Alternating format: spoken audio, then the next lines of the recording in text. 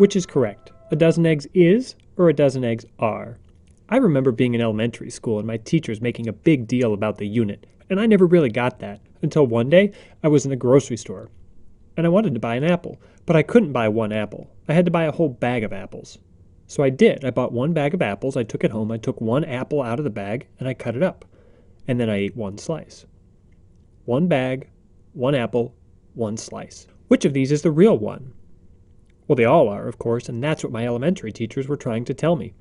Because this is the important idea behind whole number place value, decimal place value, and fraction. Our whole number system depends on being able to change what we count as 1.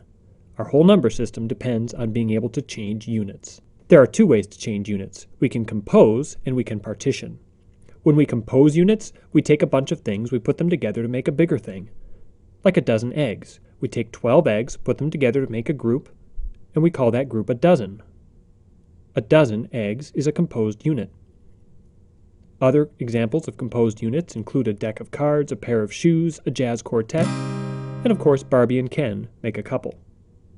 But think about a loaf of bread. That's not a composed unit, because we don't get a whole bunch of slices from a whole bunch of different bakeries and put them together to make a loaf. No, we start with a loaf of bread, and we cut it into smaller pieces, called slices.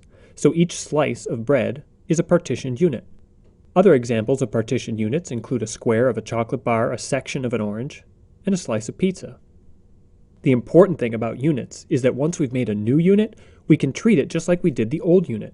We can compose composed units, and we can partition partitioned units. Think about toaster pastries. They come in packs of 2, and then those packs get put together in sets of 4 to make a box.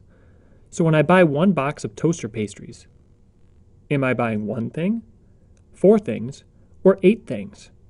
It depends on the unit. 1 box, 4 packs, 8 pastries.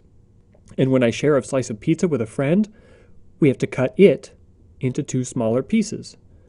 So a box of toaster pastries is composed of composed units, and when I split a slice of pizza, I'm partitioning a partitioned unit. But what does that have to do with math? In math, everything is certain. 2 plus 2 equals 4, and 1 is just 1. But that's not really right. 1 isn't always 1. Here's why. We start counting at 1, and we count up to 9. 1, 2, 3, 4, 5, 6, 7, 8, 9, and then we get to 10, and in order to write 10, we write a 1 and a 0.